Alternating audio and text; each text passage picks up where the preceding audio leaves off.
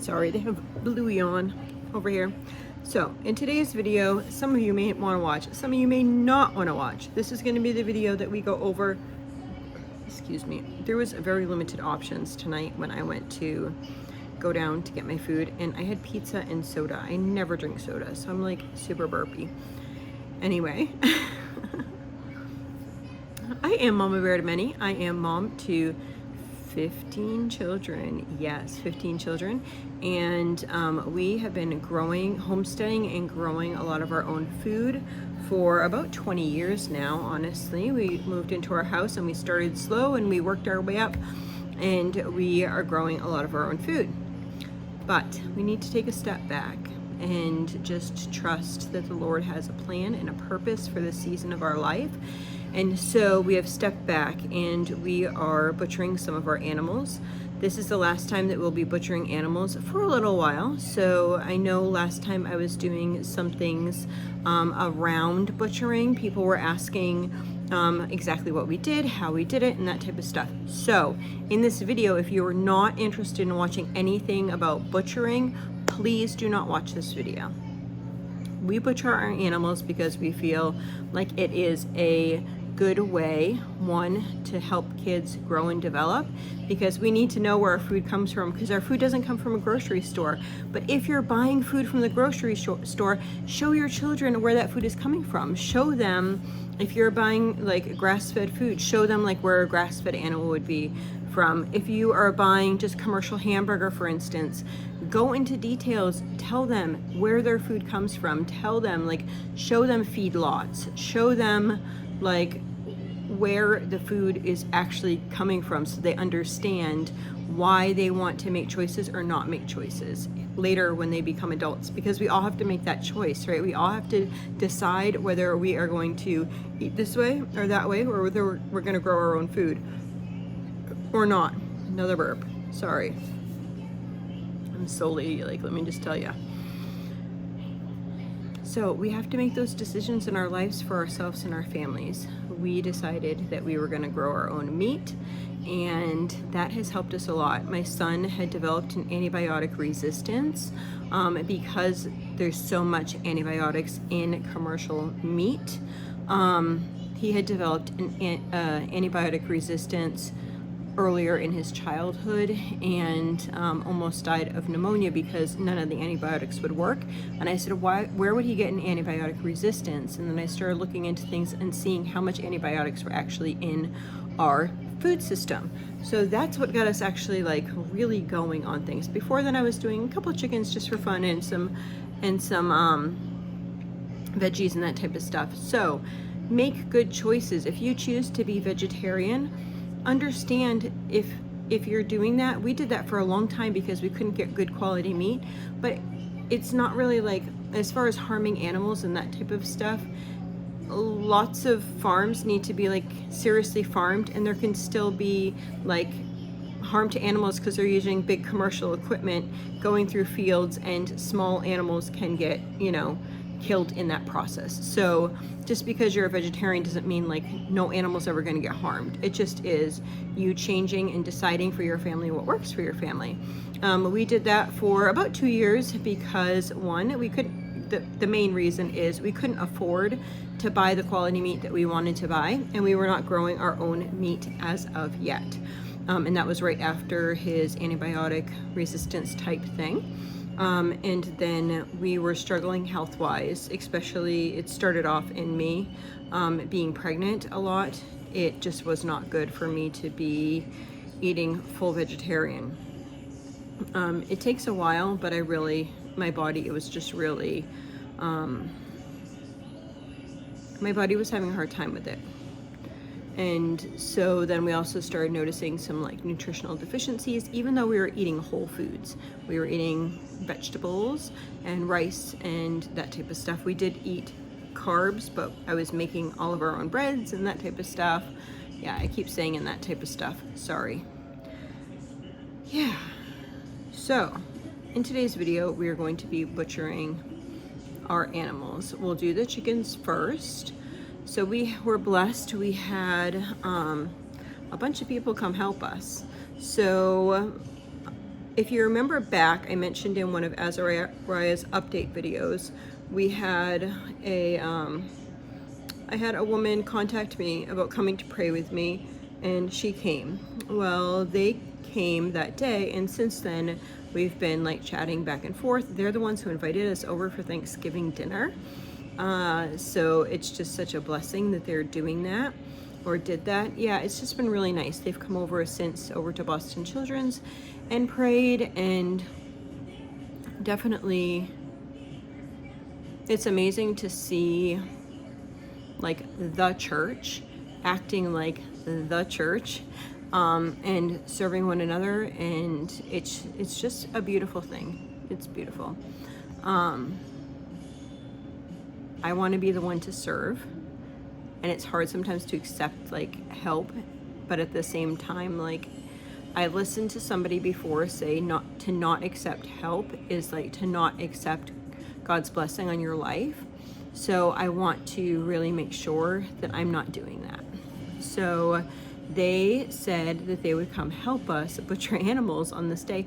They drove all the way from Boston, or right outside of Boston, all the way from Boston, all the way up to our house in Maine. Yeah. That's incredible. It's amazing because there's lots of people that we know, like locally, as well. But it was amazing that these people just decided that they're like, hey, I can see you're having a challenge. We know they had a son who was at Children's, and in the hospital quite a bit as a infant and even child, and so they understand that, and it's just been a blessing. It's been a blessing that God's put them into our lives, and yeah. So if you have not, I'm trying to remember. So they have a YouTube channel, but it's not a family channel. It's like a church channel. And their church channel is Followers of the Way. So if you are interested in, if you're in the Boston area and you are interested in looking that up, they are more like a home church type thing. And I honestly don't know all their beliefs because there's nothing about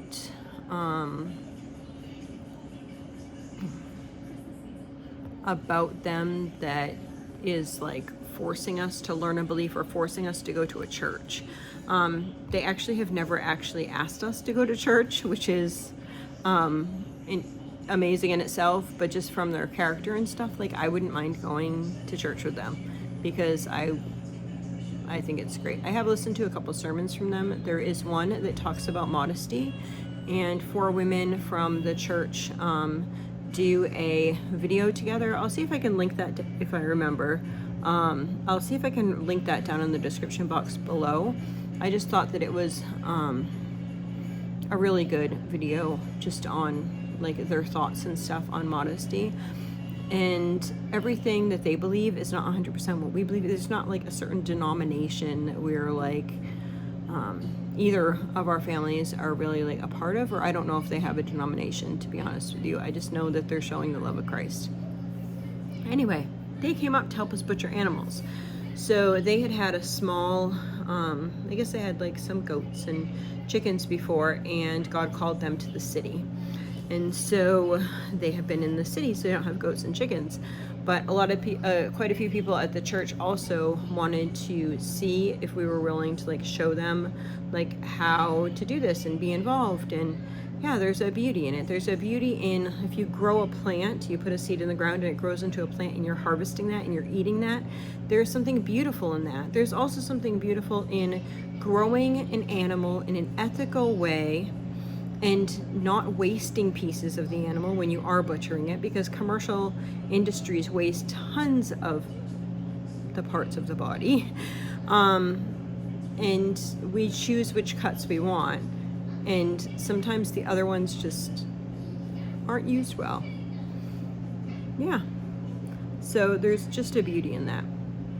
Anyhow, somebody actually said that they thought it was just or a couple people had mentioned whatever, that they thought it was like not okay for children to visualize something like that. And it's like, what do you think people have been doing the whole time in history and are still doing in lots of countries until the past 100 years? That's what they did, guys. Yeah, they really did. They actually produced their own food before the grocery store. And if you don't think that like children should be involved in that, do you think that children should be involved in knowing what's in their grocery store food? I think both. I think that children should know what happens in the grocery store, and children should know what happens on a farm. They should know that the eggs come from a chicken. Do you need a rooster to lay eggs? Do you need a rooster in order for a hen to lay eggs? Here's a question for you. I bet some people don't know. The other day, I actually was talking to my nurse. She's a wicked sweetheart. And she's like, so how do you butcher a chicken? Do you shoot it? Do you guys know the answer to that question? Anyhow, you'll see how we do it. We do not shoot it. It will be in the following video, and I will do a voiceover and try to do my best at explaining what's going on. My sweet daughters, I was not there. My sweet daughters, I asked if they could take some video clips, and it's like the first time that they've ever done video clips. I think they did really good, but please show some grace if there's missing parts to it or you want to see more. Just ask. If it's an open, honest question, just ask below. If you want to criticize, just delete yourself before I need to. Thank you.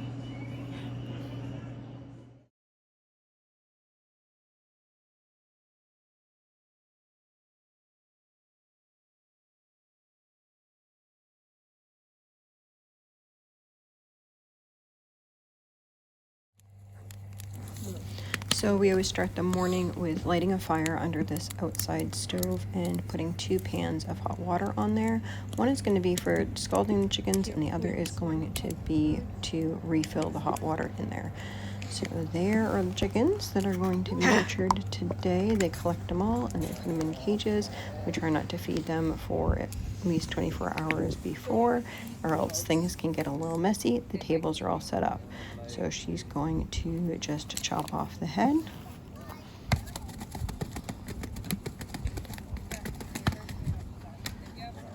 And yes, the muscles make it go around for a little bit. And then he is dunking it into the scalding water. So my 14-year-old is doing this. So you don't want the water too hot where it's going to like boil the chicken. You want it like just enough. So you want it not on. And then he's going to put it into the plucker. So you turn the water on, put the chicken around. You can also put water in there. We choose not to just leave it like that. And then he's going to check it to see if it's done. They're being videoed, so you might have pulled it out a little too early, but you can see here that there is still feathers on it, but it's taking the feathers off, so then they put it in for a couple more minutes. Then we have people at different tables doing different things. So somebody will be taking the feet off, somebody will be gutting it, somebody will be chopping the neck smaller, and you like being famous? so we just, I think some of them did not get plucked appropriately. We're not like the right size to be fit in there, so they're just showing the hand plucking. We used to hand pluck all of our birds before we had a plucker. So it's as simple as scalding them and then just pulling the feathers out. Can you see how easily they come out once they're scalded? So that's what they are doing there. Any bird that's bigger too, like if we have turkeys too big, we would hand do, and or if we have geese or ducks, we would do that because their feathers have like an oil resistance on it, which makes them hard to be used in the plucker. So here's the tables just set up. And hey, I'm not even gutting it. So she is cutting the feet off. And then we'll rinse them out, and then we usually put them in a bucket before, like to rinse, and then put them into bags.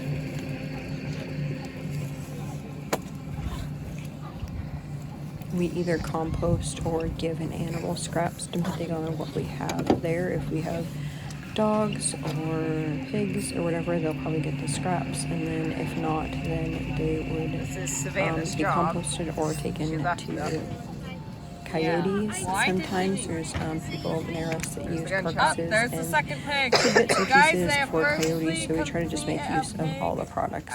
We do not eat gizzards processing or it, though. chicken Just, livers, just our thing at this point. At some point we might get to that point, but we have not yet.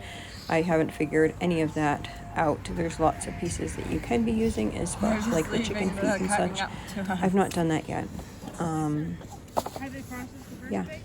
I think I got all It's the So guts it's hanging out. in the actually easier garage, for younger children and to So do we'll the have chickens to, because their hands I'm fit in in charge there a of lot taking easier. the pieces that we want off, and then you guys, everybody else needs to hack at it. Shit. How mean.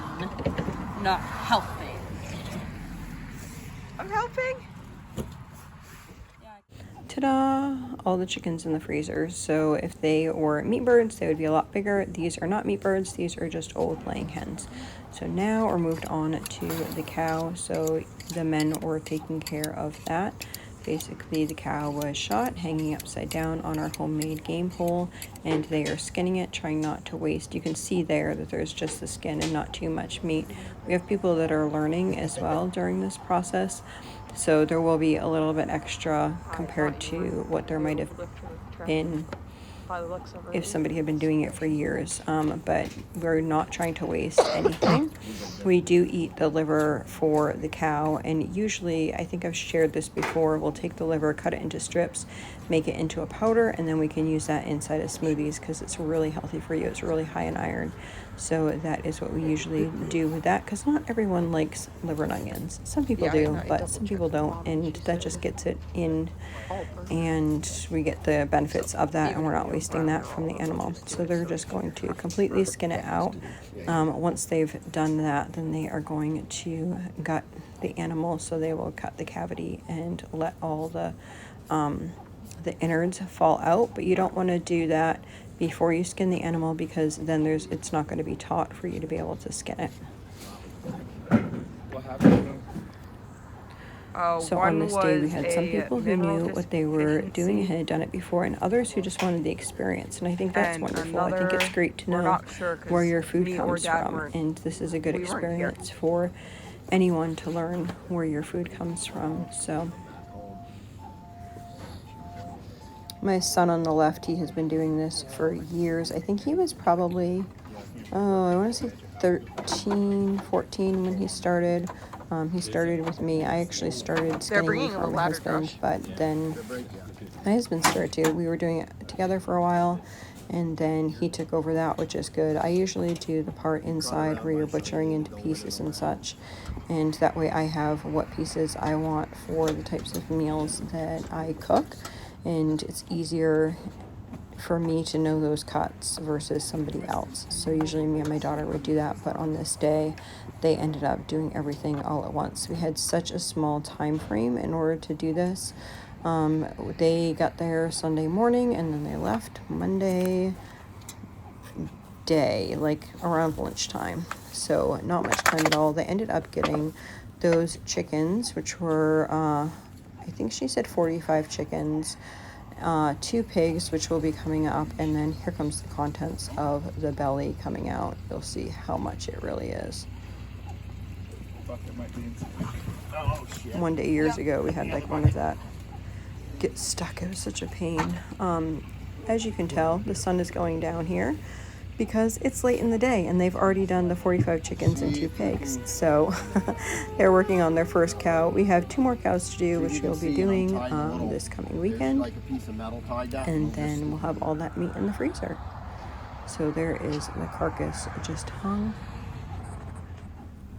and then they hung it in the garage. We have these big hooks that hangs the meat. It works out really well. Usually we'll hang for about 10 days, but we weren't going to be there, and this was our dairy cow, so I knew that I wanted most of this into hamburger anyway, so I was fine just like pulling it enough to be able to cut it, and that's what we did, because it's not going to be like not tender or something like that, because most of it's just going to be made into hamburger.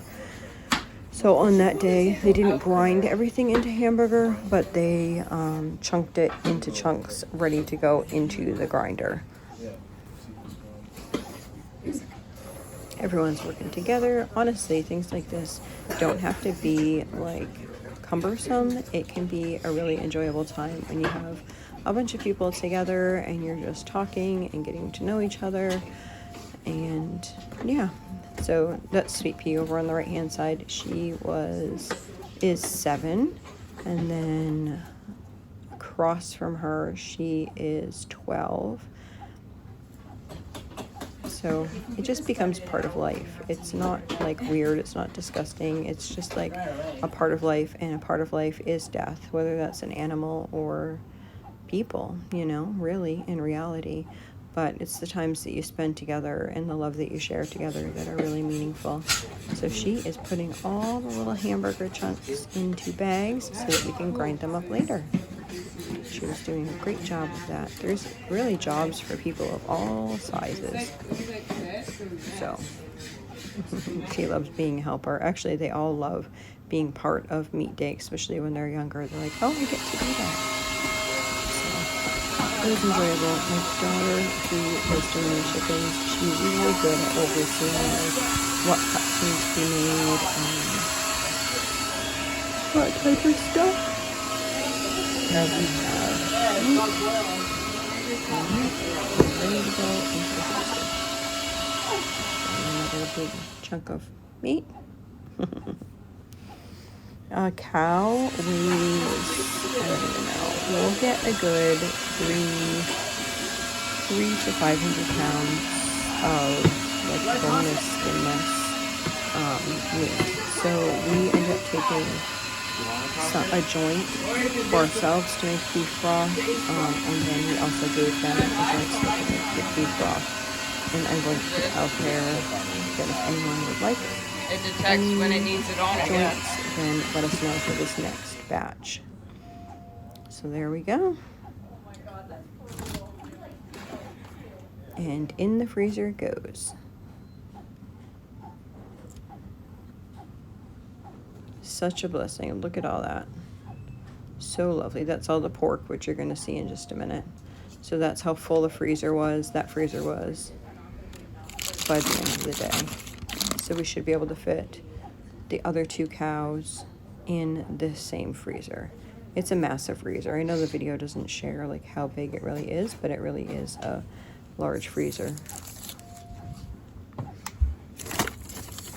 Those are all 1 pound of beef. Years ago, I tried to do 2 pounds of beef because a lot of our meat is 2 pounds, but I find that it's really helpful because then you can do it in increments of 1 instead of increments of 2.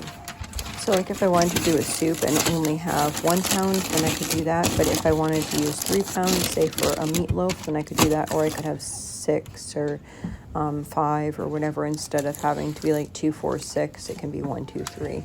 So it just makes it easier for us in the scenario that we're in to do 1 pound packages, even though we're a larger family. It honestly always feels so nice to be able to put the meat in the freezer because you know that you're giving your family good quality meat. You know everything that went into that meat. You know like that there's no additives to the meat.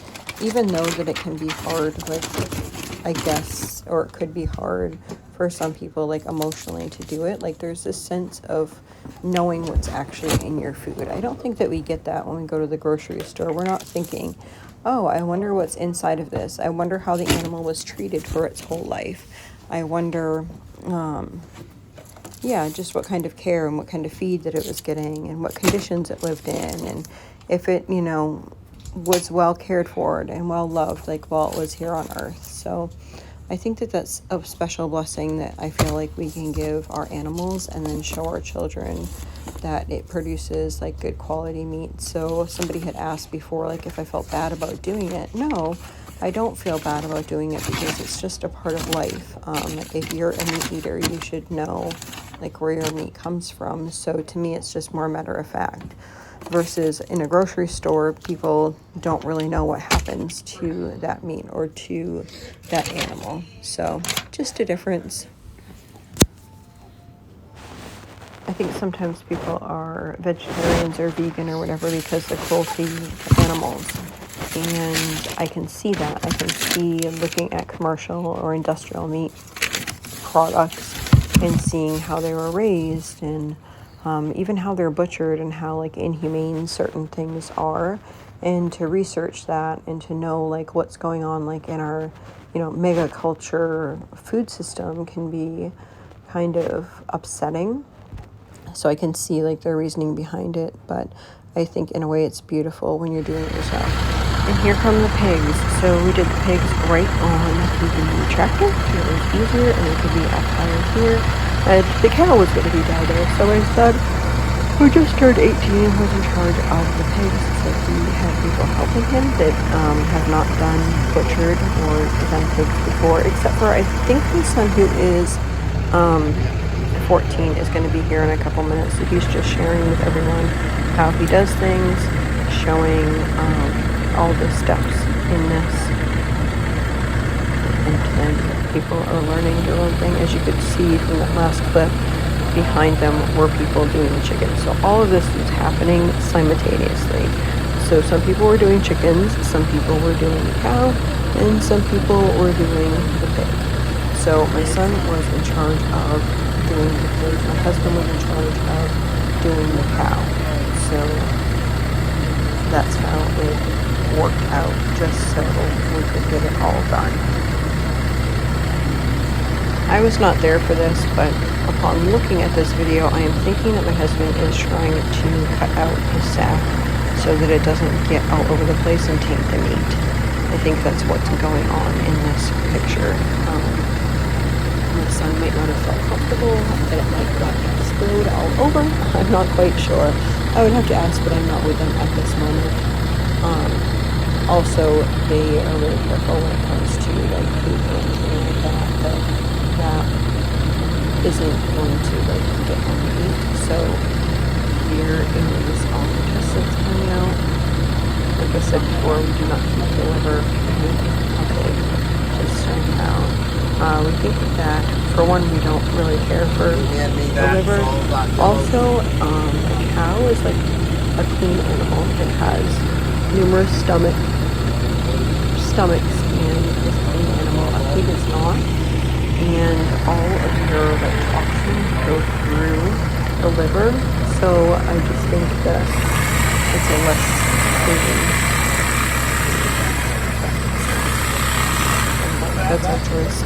Some people we know locally sometimes we're saying that for them. I'm not sure if we do it for them or they didn't. But sometimes we do. It's always remind me of like the old-fashioned like pig days. A lot of times people would get together, bringing their hogs to a specific area, and all the men and ladies and everything would just butcher a bunch of pigs on one day, and they would take care of things like all on one day. So they would like take and boil the water down on that day and just do a bunch of stuff. I don't know, kind of interesting. So then that is hanging in our garage. Just with 2 hooks. We just have it in halves, not quarters. Yep. And then they're going to let that chill for a little bit, and then they will cut all that up in that day too. They end up taking off the pork chops, and then a lot of it's just ground into sausage. So first we'd cut all the fat off and put that over to the side, and then here's my daughter, and she is trying to do the pork chop here. So she's cutting along that backbone and making a boneless, skinless like strap, which would be like a boneless, skinless roast. But it also is where the pork chops are. So we do boneless, skinless pork chops. All of our meat pretty much is boneless. Because it's easier just for us to cut around bones, and you're not going to eat the bones anyway, so it makes more sense for us. We did have a saw at one point, but it just seemed like such a hassle to pull like the saw out and to make perfect cuts when nobody's going to eat the bone anyway, and I'm going to have to cut the bone out at some point so my kids will actually eat it. So unless it's a chicken, we just do boneless, skinless, and it works a lot better for our family. So you just cut all along until the end, and now she's going to cut it. That'll be about how long it is there. So you're cutting, you can almost feel it on the back from the spine over. There's usually like a strap of fat that goes along that section, almost like it wanted to be its own little piece there.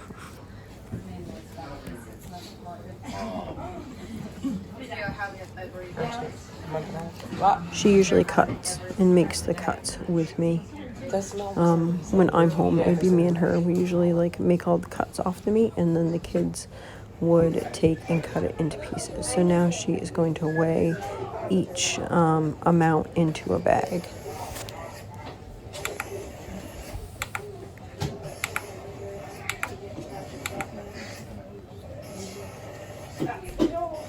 So she just took that back strap and then she cut about 1-inch pieces to make the pork chops.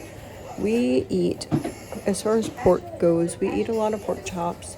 We eat a lot of sausage.